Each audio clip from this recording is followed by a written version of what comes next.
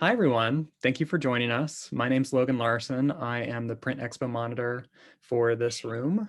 So if you have any questions during the demonstration, just send them in the chat, or if there's a Q&A function, send them that way. I'm here to moderate and help out, and thank you so much for coming. I'll hand it off to Sheila. All right, thank you, Logan. Thanks, PrintAustin, and thanks everyone for coming today. Some of you are asking me for extra credits, so I don't know where they come from, but I'm gonna start looking for them. If I find, I'll send them your way. I'm gonna start by sharing a little bit of this research.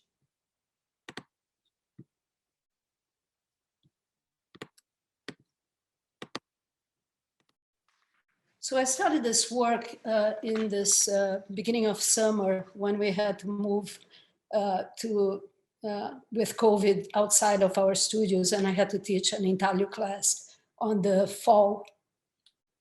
So I started looking at my press and seeing ways that I could replicate the result of the press. So I started working with all the wheels that I had in my studio. My first option was a conveyor belt, but it didn't produce the results that I wanted. So I moved to this old and broken wheel that for some reason I kept. And the result from this wheel started giving me the best results. And just to give you all an idea, I printed over 40 prints in order to get something really good to work. And once I got to work, the idea was, how do I replicate this? I tried to print on Plexi because I was hoping that my students could have access to Plexi. And then I finally got the formula to make this work. And I decided that I had to look in the market to see what was going to be available, because obviously this was only one wheel. What this one had that was special is that it was quite flat, just because it was old. So I had to purchase one, and I purchased a rigid caster, 3 inches, and it's a solid poly caster. This one was purchased at Harbor Freight. And when you purchase casters, you see that they have a mend, right? It's the way the 2 pieces of plastic come together. So the first thing I had to do was to sand that to make the caster turn flat. So my option for sanding was 220 sandpaper. And once I got that, I knew I could replicate the results. So once I got to replicate and I created a whole system on how to print on Plexi, I put a video on YouTube and I share with network of professors and students that were eager to print, even though they didn't have access to a press. So this was at the end of spring 2020. And as I was working on my research, I had my radio on and the awful news of the murder of George Floyd. So George Floyd became the subject matter of this research. And he matters, and Black Lives Matter. So you can reach out on my social media. You have my email here, so you can shoot some photographs, or if you're looking at the video later on, you have access to all that. And that's the YouTube with the demonstration that I'm going to be doing live here. So you all know that demonstrations are tricky. I was just telling Logan that let's hope it works. If you went to the ballroom, you saw the awesome demonstrations on how to make pizza, and now it's going to be really hard to beat that awesome presentation. So here I go. I'm gonna stop sharing here, and I'm gonna move to now those 2 cameras. So you're gonna see me here, and you're gonna see my work table here. So I'm gonna work with my Plexi plate. I'm using ink vine black from Graphic Chemical. So I am using an etching ink. I'm using linseed oil. And I'm making the ink softer than most of the etching ink. So it's a little bit in the runny side, right? And I'm gonna be using my new purchase wheel. And I'm going to set up two areas here. So this is how I'm teaching my students to print. So there is one inking area, one printing area here. So by doing this way, you can not mess up. And eventually I'm going to move this outside and bring the paper back here so I can get the paper onto the plate. So I'm going to be inking with cardboard strips, right? And I told Logan that if by now anyone has a question, this will be a great time to ask, because as you all know, printmakers out there, this might take more than a few seconds. Well, what I'm going to do as well is get my gloves, because they are right here.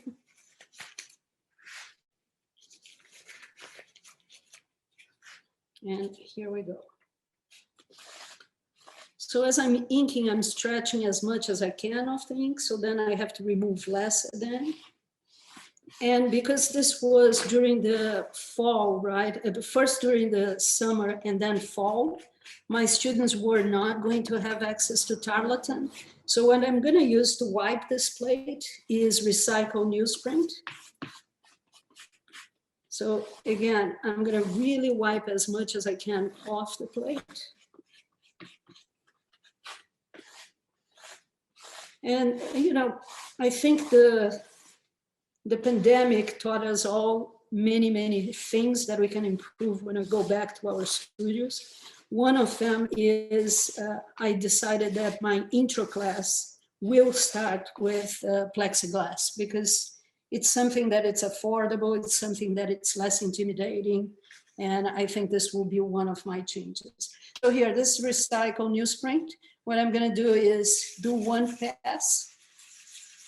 I usually tell students that concentrate in the edges of the plate, right? Because the center of the plate is the one that always gets too much attention. So we over wipe the center.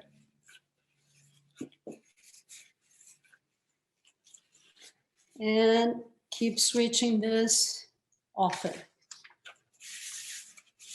And you all can see that the second one moves much freely because there is no grabbing of the ink.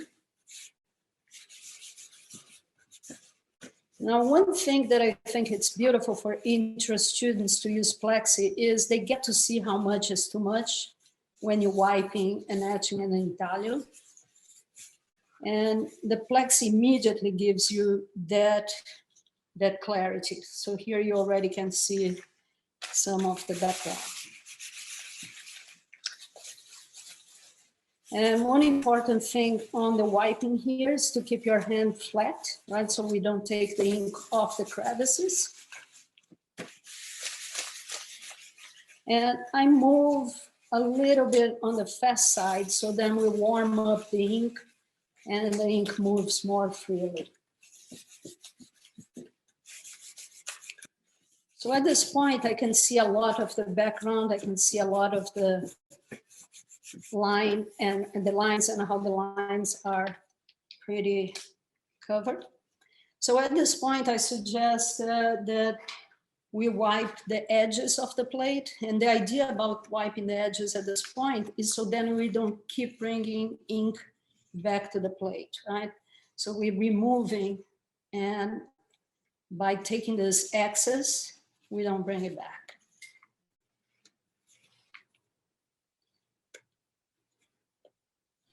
Here we go. And then one more clean paper.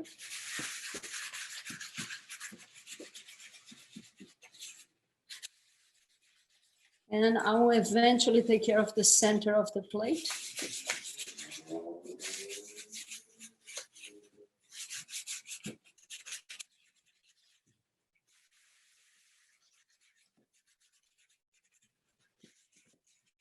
And as some of you more seasoned printmakers know, that if you're starting this, start with less wiping, right? You can always add the wiping, but you want to see if your lines actually carry the information that you want them to carry. Plexi can be misleading because sometimes you see some of the ink that it is in your table on the back, so make sure you know if it's on the back or not. And here I think I'm pretty good to start printing my first one. So I'm going to be putting I'm gonna move this area here. I'm gonna center my paper first. So I'm gonna move this to a side table right here. And I'm using iron paper, and I'm telling students that they can either buy the pads or they can buy the full sheets and cut them. So I prepared my paper with a wet pack. So this is really helpful for students because they don't have tubs that are big enough like what we have in the studio. So here you can see that it's quite wet, right? So I want to make sure that we have enough moisture in the paper. And what I'm gonna do that it's different from when we print in the studio is I'm gonna dry only the face of the paper. I'm gonna leave the back of the paper wet. So I'm gonna use paper towel that then I also recycle later on.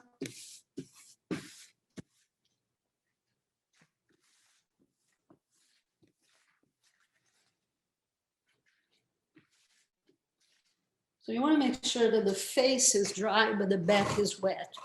And the reason I figure out that it's important for the back to be wet is it helps the caster to move onto the crevices of the plate.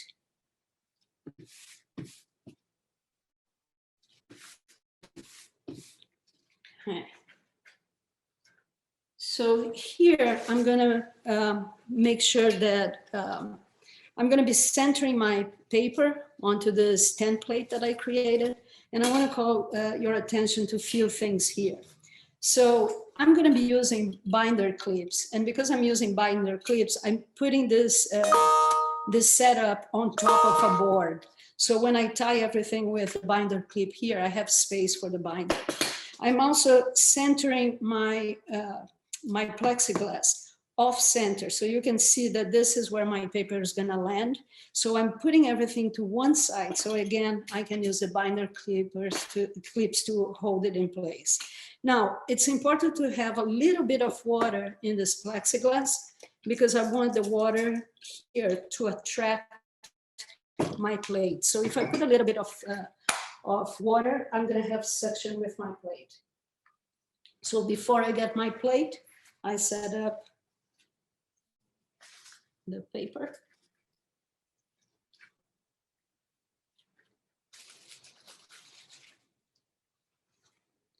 And again, this is the dry and wet. The dry is going to sit here. And I'm going to add a newsprint here. And the newsprint I use for the first passes, so then it can dry a little bit of the paper. In fact, I got this a little bit wet, so I'm going to go back and wipe this once more. So now that I have this, I'm going to use the binder clips and hold this in place. So this is the slant that I was explaining, that I have a board under just to give a little bit of height. Now, the reason I have to have this setup, it's because my camera is here, so I'm showing students with my camera. If you're working and you don't have to make a video, you can use the corner of your table as well. So here goes, this paper is wet. This one, I'm gonna wipe once more to make sure I don't have excess here. And at the same time, I'm gonna make sure I have a little bit of suction here with spraying a little bit of water. I'm gonna position my plexi here. And I'm gonna move this out of the way.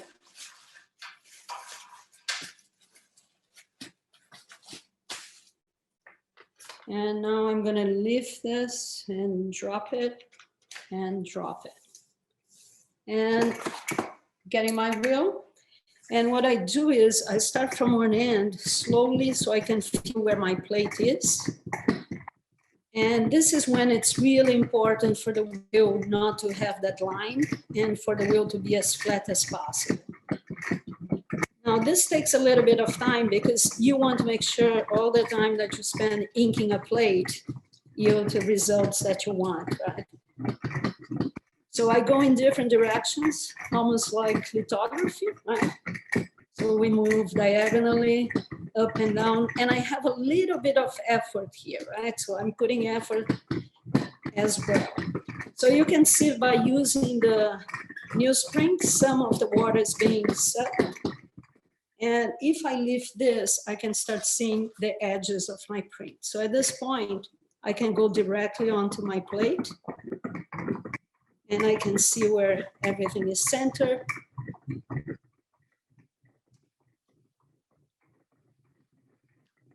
I can also see that my template moved a little. New setup. And as you're doing that, you can see the lines coming through a little bit. So you want to make sure that you take care of every corner, every edge with the same attention. So students ask me, when do I know it's ready? I mean, you start seeing the lines coming through. And I think to make sure it's ready, you do more, right? So there's nothing wrong if you do more, because you want to replicate some equipment that really puts lots of pressure on.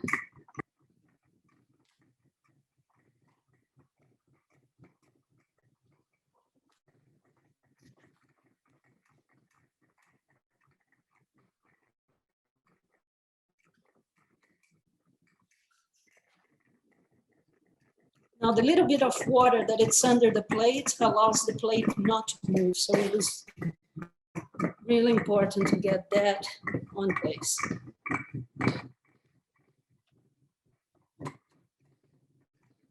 And this is when we pray for the goddess of printmaking, that the demonstration doesn't fail. And here we are. So at this point, I hold everything, free the clips, and got a print ready to go. Okay. I'll put this onto the side here. Remove this a little bit.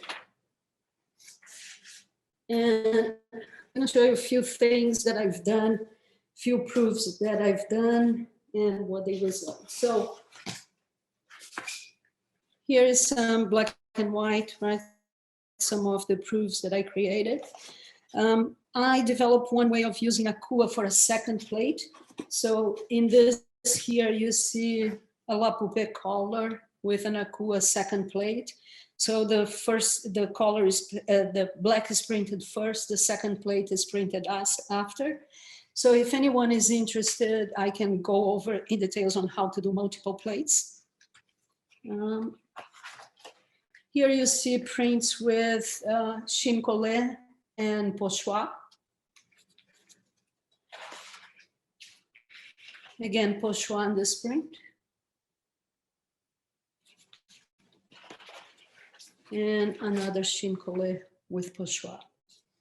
So after I did this whole series, so basically in my Intaglio class, students are learning how to do multiple plates and how to print all different techniques.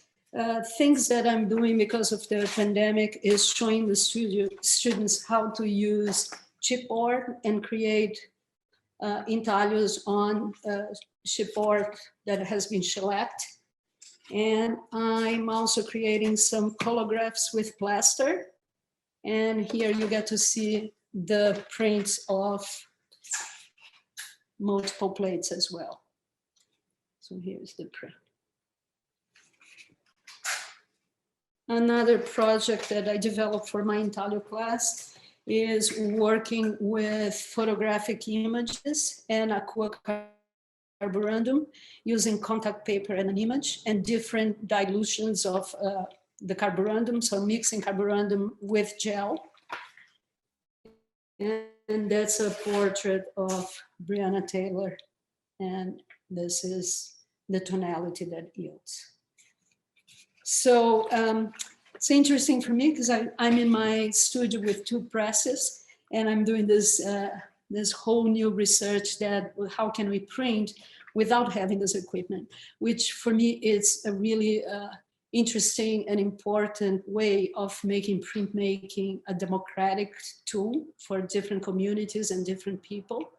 Now I know I can teach how to print an intaglio in a shanty town in São Paulo, Mumbai, or anywhere.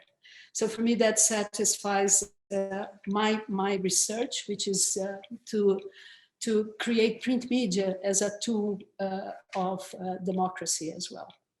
So I can answer some questions now. I think I'm good with the time. Yeah, you're really good. We have a lot of questions that I've been keeping to the side, and I'll just slowly work through them. So some people are asking about inks and if it has to be oil-based ink, or if you've tried Akua, Hanco, Carbonell. Okay. Yeah, so the whole thing started in the summer, right? So I did have etching inks, but I knew my students were not going to have it. Mm-hmm. I knew most of them had oil paint, so I showed them how to transform oil paint into etching inks.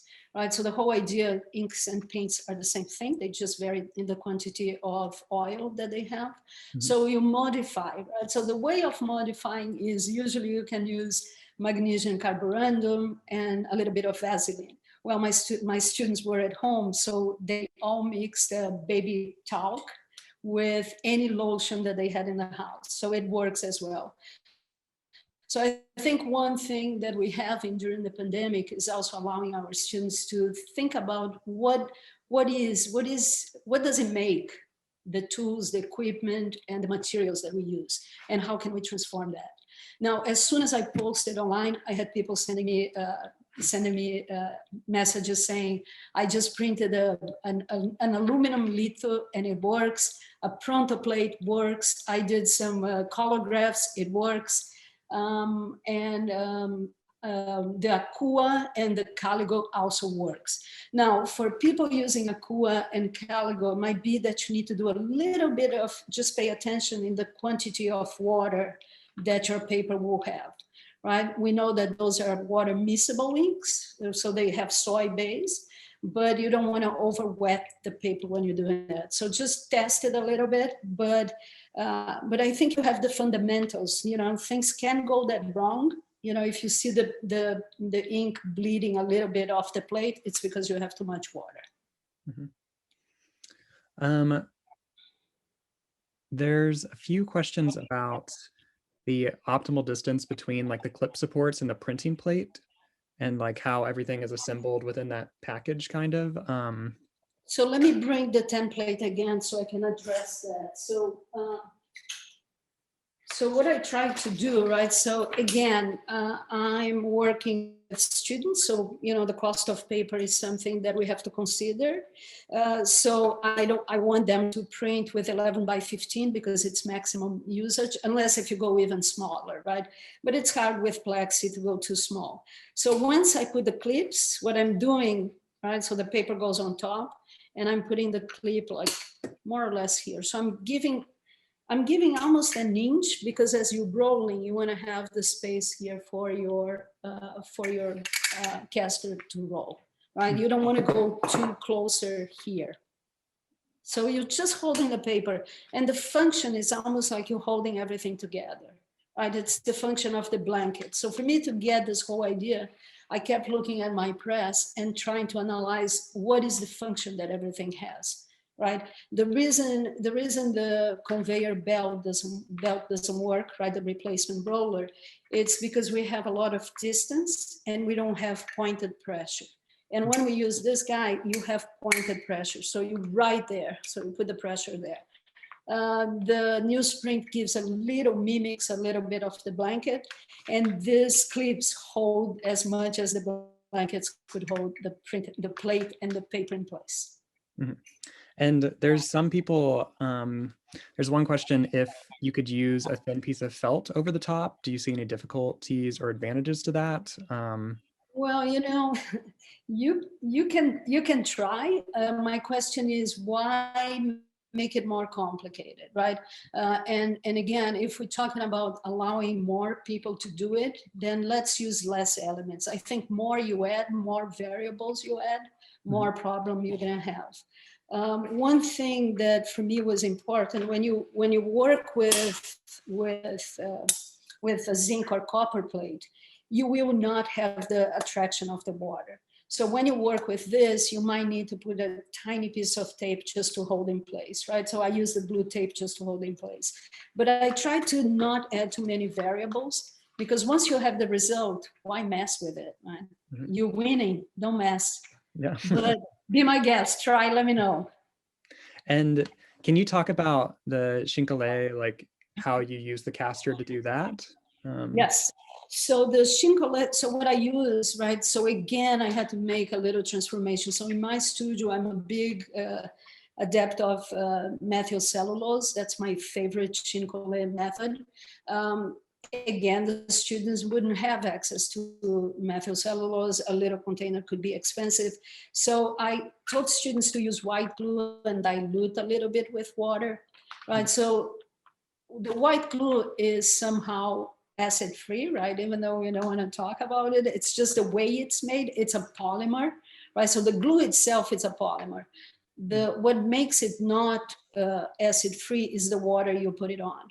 But I think at this point during the pandemic, it's important that we experiment. If things are great, when you go back, you get methyl cellulose. So what I did with the chincolet, it's the same method, right? So I ink, I put all the layers, and I wet my chincolet on the side, put it on top of the plate, and ran it. So as traditional, right? Glue goes up, and that's it. And some of them I use stencils on top of the plate, creating pochoir and a la poupée printing methods. Can you talk about, I guess this comes along with chincolet, but can you talk about the addition of like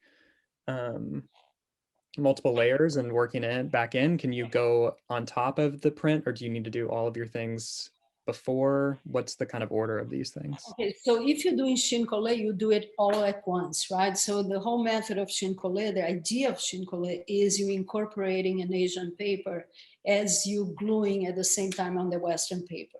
So to create a chincolet, you're doing with the printing process, either in the press or here. You could add anything on top, right? Again, it's your print. But if you add anything on top, then it's called collage. So there is this distinction of, if you do as a printing method, it's chincolet, doing after, it's collage. You can add, if you're talking about adding a second plate, what I used was a paper registration, a cardstock registration, that I can put the plate exactly in one place and then move it and put it back in the place and drop it. So use an L shape, make sure you measure to the plate itself so you don't fuzz with all imperfect corners. What tools, we have a lot of questions about what tools you're using to carve or to etch into the plexiglass. Yeah, so again, so I've been a printmaker for decades, right? So my tool box is huge and it has like needles. I personally love needles. So I keep looking for different needles. I had to make this place and teach my students how to do it all with one tool. So this is what I sent to my students.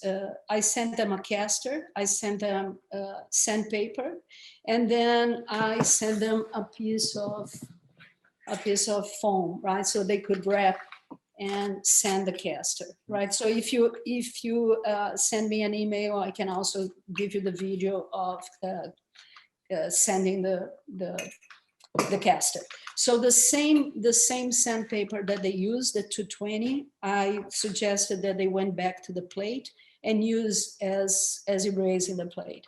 The students were also asked, but it wasn't 100% of the students that got a scraper and a burnisher. So as you all know, if you use scraper and burnishers, you erase something, but you bring in another mark. So I'm doing that erasing and burnishing as one module in my class, but it's later on. It's once they master how to print and how to do a setup. I think just to teach, to help students how to do a setup, it's really important as well. And I try to do with the minimum amount of space as possible, because I know that some of our students are in dorms and some of our students are in porch, garage, cafeterias. Yesterday, I spoke to a student that I was working at a library, which I was really scared, but we have to take that in consideration. So one tool, sandpaper, go a long way. And this one, I didn't even use sandpaper, it was only etching needle. Wow.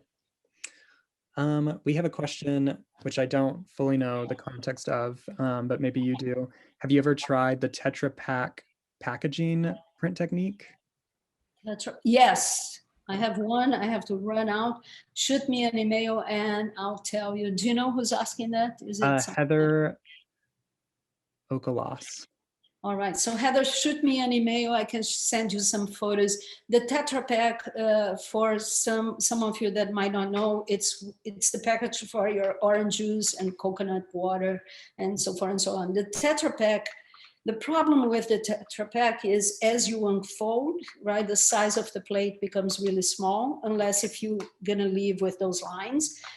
You just need a pen to create an intaglio with Tetra Pak. So it's really great if you're teaching children, because you can just use a pen, roll, you can work as a relief form, you can roll the surface and have the lines being white, and then you can show how to ink the lines and rub the surface. It works. The best Tetra Pak is the ones that have silver aluminum, which coconut water does, and it's good for you. Huh. Interesting.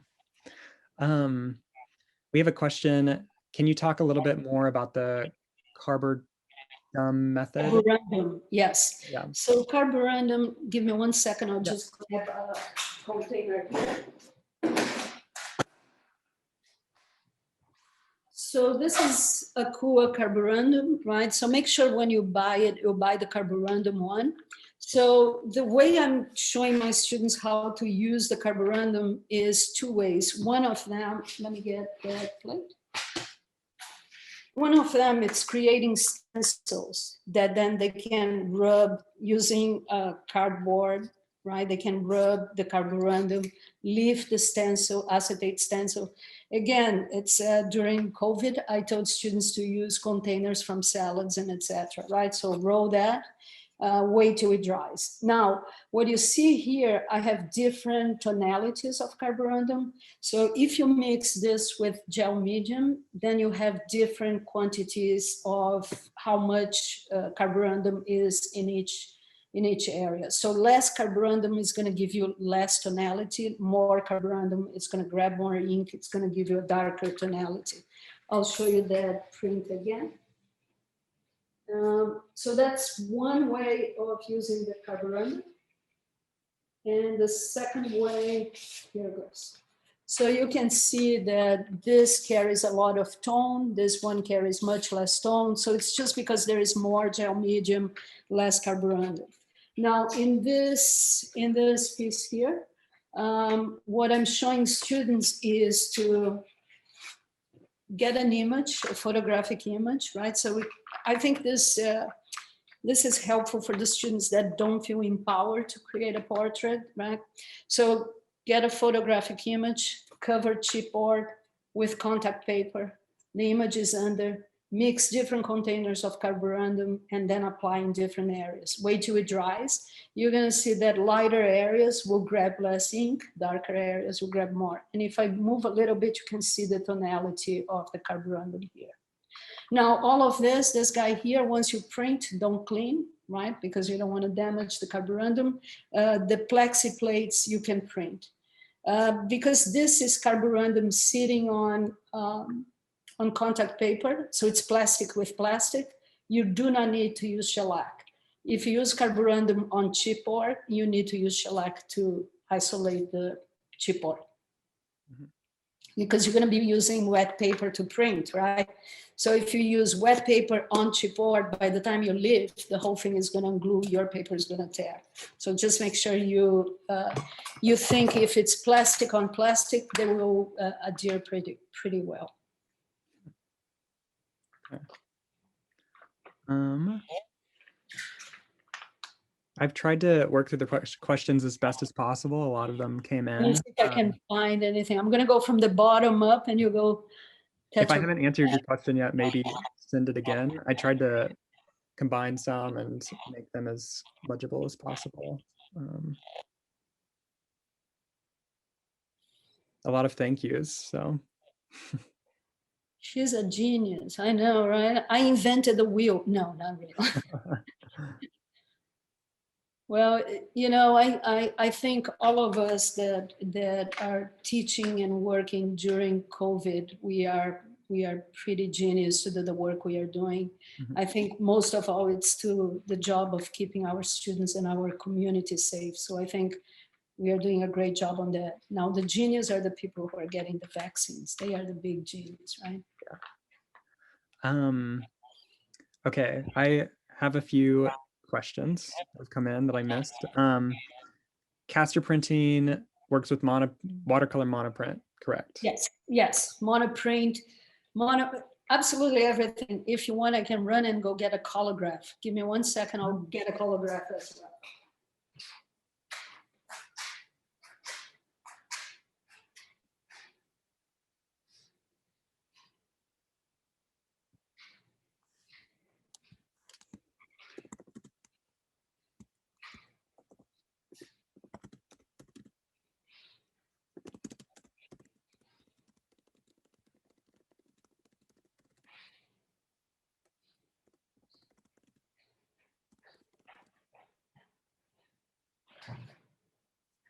And there is more. So this is a double chincolet.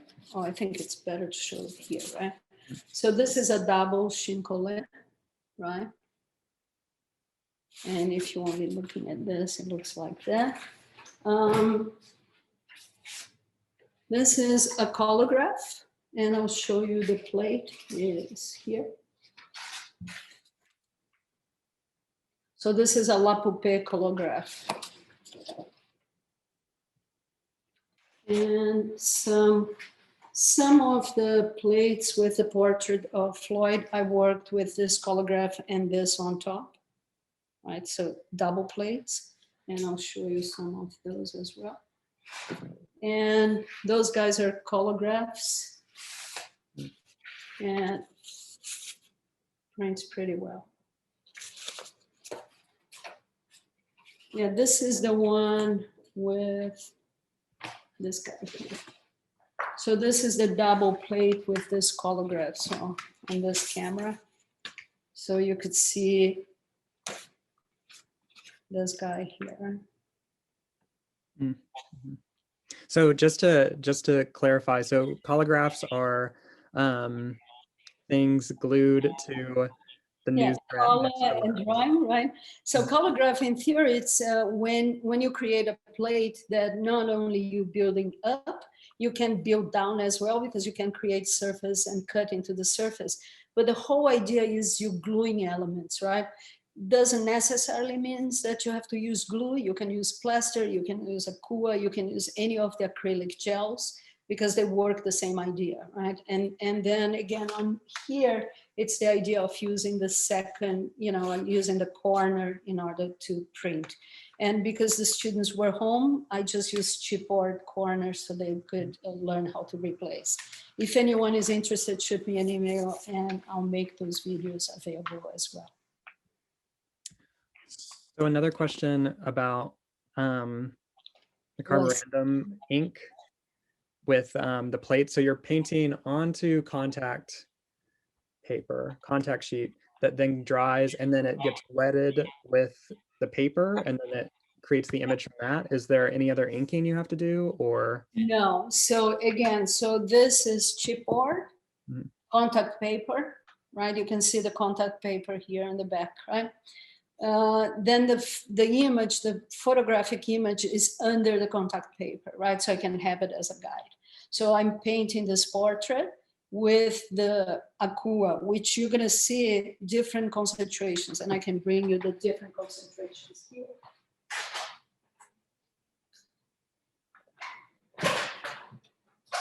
And my apologies, I couldn't possibly have everything around me, so I have to go get it. So here I have 10%, 20%, 30%, right? So different percentages with acrylic gel. So you paint with acrylic gel, and then you wait till acrylic gel dry, the acrylic gel mixed with carborundum. You wait till that dries. Once it dries, it becomes carborundum and acrylic, right? Acrylic, it's pretty indestructible, like any Tupperware. So you wait till it's really dry and cured 24 hours. Then you print like any etching plate. The only thing I don't do, I roll paper to remove ink, but don't try to wash it because because you have paper and plastic, and things won't last forever. Yeah. And I see one question here: what kind of oil do I use? I use linseed oil. Again, the students are home, and some of them are not art majors, some are photo majors. I tell them to use vegetable oil. If the work is good enough, then curators and museum and restaurateurs will have a big job to restoring that piece. But for what they need, right, which is basically to experiment and to create the work they have to create, vegetable oil would do it. And that's just so that the ink is thinner and kind of moves a little bit easier on the plexi Yeah. plate and gets into the So, crevices. yeah, and also because see, when you work with a press, right, you have that sustained pressure. So you want to give a little bit of some help for the ink to move from the plate to the paper. So you give a little bit of malleability. So it's a little softer than what you use as you do a traditional dry point. Mm-hmm. And I think one thing that is good for me to tell people that are teaching students, what I use for the cleanup, right? So the cleanup of the acrylic plate and my ink and my palette and all of that, I use a mixture, 50% of vegetable oil, 50% of dish detergent. We put magic mix all over our studios, and we call it magic mix. So that's what it is, very magic. We have a question about your favorite approach to your damp pack with the paper. How do you kind of describe making that? All right, so it's very, very simple, right? So if you are new at this business, just any of this, I mean, during the beginning of COVID, you couldn't buy water bottles. So they were, because everyone was mixing whatever alcohol in their homes, right? So so any spray water, what I do is I open a garbage bag, I spray a little bit, a layer, I put the paper, and what I think it's the most important part is to put the next paper exactly on top, right? So there is a little method to the madness because it's easier and you know that the paper is completely moist. Usually, and I use this in my professional studio, when I'm printing an edition, I wet my paper the night before. If I'm doing an edition of 50, I would wet 10, and every hour I would add 10 pack. So then I have the right amount of wetness. For the students, I tell them, set up your studio. First thing you do, get your paper wet. And then I wrap it, right? And that's it. Not much. Garbage bag and paper and some water. If you're more sophisticated and you can spend more money, then you can get one of this. Which is, I mean, Home Depot sells some for plants. This is a Japanese one, which is amazing. But this is if you're running editions, get this. If you're not running editions, the Windex, empty Windex bottle will do. Perfect. Are these available, or are these videos available anywhere? Is there a place that people can access them? Yeah, so if you go on any printmakers network, or if you go in any social media and use my last name, you'll find me. If you go on YouTube and you put Caster Printing Goloborotko, you find it. And if you can't find it, copy my name and you find me at the University of North Florida. And I'm in the faculty there, so you'll find me. But I put it available, and I think probably you guys, if you want, when you put the video up, just put a link to the YouTube. But if you do a search, you'll find that sometimes people ask me to send a link. I do a search on myself and then I send it. Yeah. YouTube, Goloborotko, Caster Printing. Okay. Perfect. Trying to see if there's any questions I missed. Let me see if there is anything else.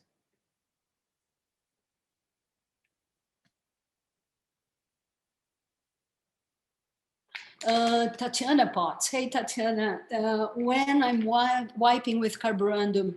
So again, Tatiana, the students don't have tarlatan, right? So this is the first semester I send them tarlatan, but I'm still not showing them because I think, again, it's really good to have the least amount of variables. Just use paper, nothing, no extra care. The only care is make sure you have a very flat palm and you should have no problem at all. Let me see if there is anything else. Someone mentioned a watercolor monoprint. I think that we kind of covered it. I think that was more with Akua ink. I think yes. So if you use watercolor monoprint using water miscible inks, so then you're using the Akua or the Caligo, you will have no problem. If you're making a gum plate to use watercolors on top, just make sure like you do normally, wait till the watercolor dries. Make sure your paper is a little bit more in the moist side so it can emulsify the gum, but you should have no problem.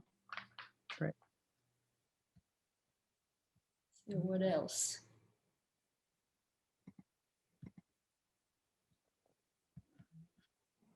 I'm gonna go to the bottom.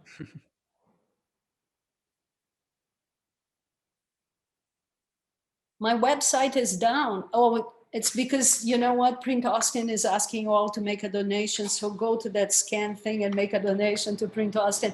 Thanks for telling me. I had no idea that my website is down. Make sure you type my correct last name.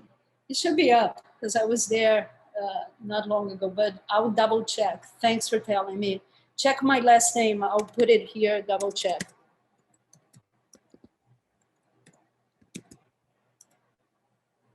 Oh, I guess I can even send to everyone my YouTube here.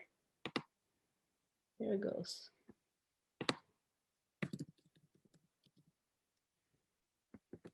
So you can have the speaker deck. So the research that I show you all, you can find it here. And I'll do the two, as you look for more questions, I'll do that. Mm-hmm. So this is the research that I presented in the beginning. And for the YouTube,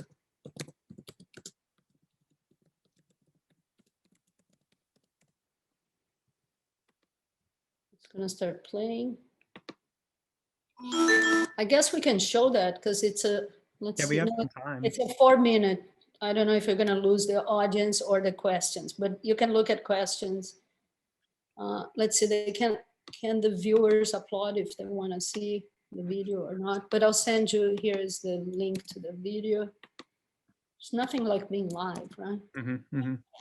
So here's the link to the video, and now I'm gonna check my.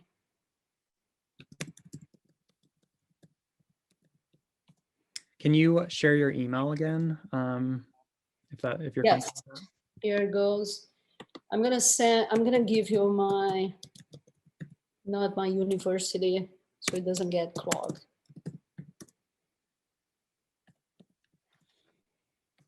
And I'm in social media. If you get my last name, you get the key to all.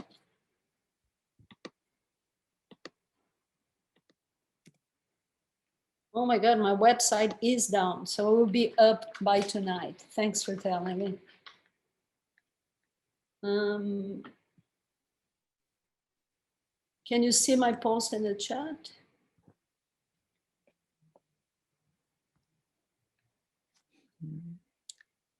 Oh, because it's going for the panelists. Okay, so I think, can you, oh, here goes, panelists and attendees. So I'll give you all again. So this is the YouTube video. This is the research.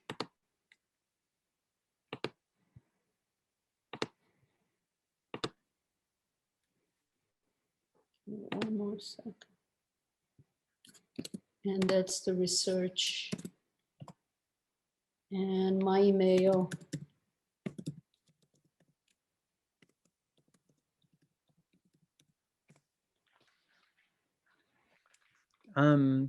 Would you be able to show the chipboard intaglio again? Someone's asking. Yes, yeah, that's very simple. And here goes. I think, what is best, here or here? Probably This keep one. alternating. Okay. Checks out. So but I guess so you this- select it and then you Yeah, so carve. this is chipboard, right? Shellacked, and then with an etching needle. And then I can pick up one print. Let me pick up a print that it's a black and white, so you see exactly what it looks like.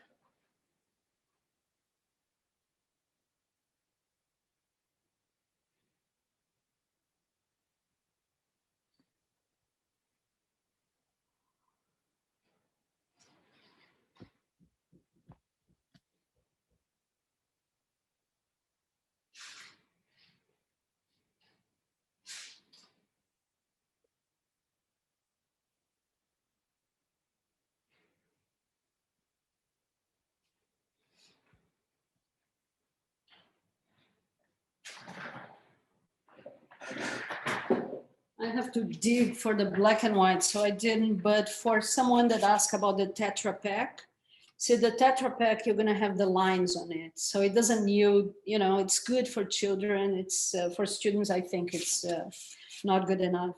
Let me, oh, I can show you something else. Hey, Tatiana, if you're still there, one of the things I did with my class, I screen printed Akua in the entire plate, and I send it to them home with an Akua screen, right? So screen printed. Then I asked the students to use shellac to shellac the surface. And then I showed the students how to create a mezzotint with Akua. Right, so it mimics mezzotint, which I never had a chance to teach mezzotint in my classes. So now my students are doing advanced printmaking with no technology at all, right? So this doesn't require anything. That just slightly goes into the surface, like even on paper, it's so. Yeah, it's incredible because you don't see it until you see it, and when you see it, oh, it's like the magic of mezzotint, right? Except the mezzotint, as you're doing, you could see the shininess in the metal. Here you don't because it's all clogged and it's all gray. And I'm going to show you. You asked me to show again this guy here. I was looking for the black and white, but now I made a mess in the studio. I didn't think we were going to look at so much stuff, but it's great that people are curious. And Wow. I can. So that's with the layer on the bottom and then printing over with the chipboard. Yeah, and you can see it if you look closely, right? Mhm. It's an awesome etching, right? It's, I mean, it's an awesome intaglio. You know, and I printed more than once. And the cool thing is you know, all of those plates, obviously you can run an edition, but you can print several times. It's a whole bunch of times. So it's, yeah. Yeah, Tatiana is there. Yeah, Tatiana, give me a call. I'll show you all this goodies. I'll share videos if you want. What else we have?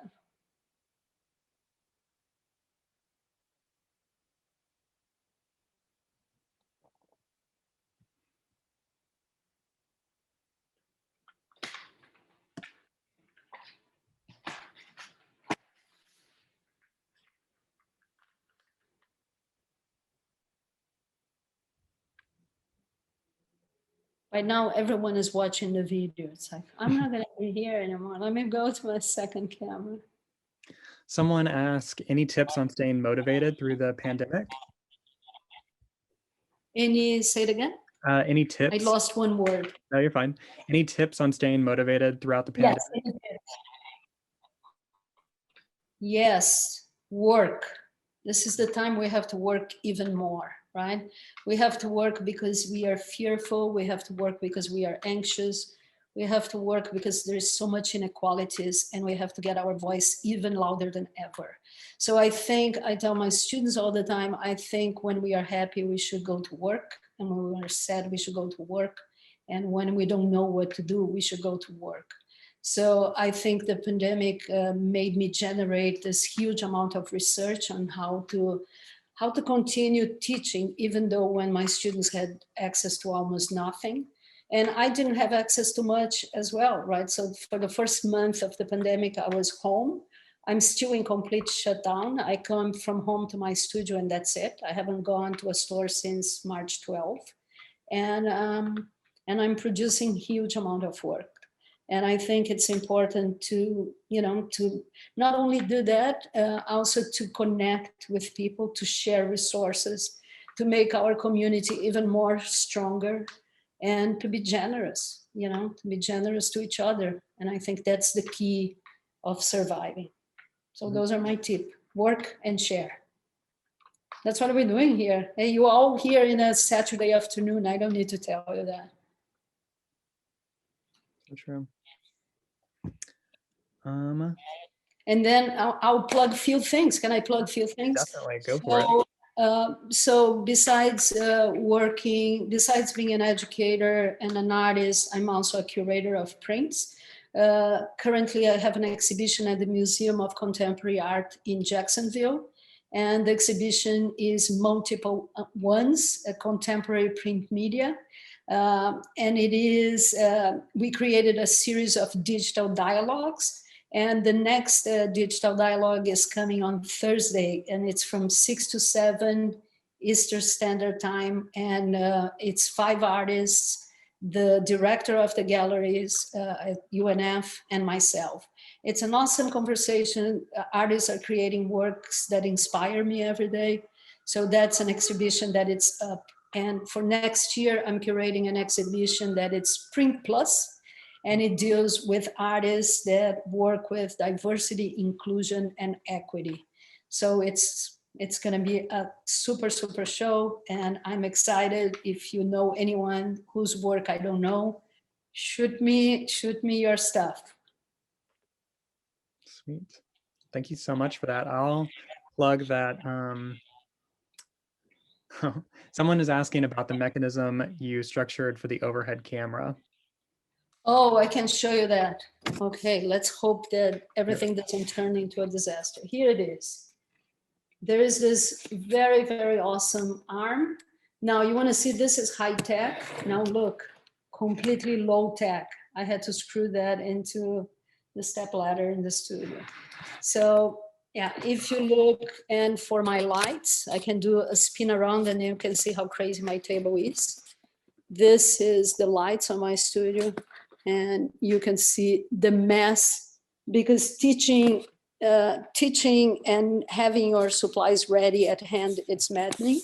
So right now, everything is outside their homes, everything is out. And this is the back of my studio. So this is supposed to be the clean area and archive. And this is where my presses are. So come to Jacksonville, come do some work, come meet awesome printmakers, local.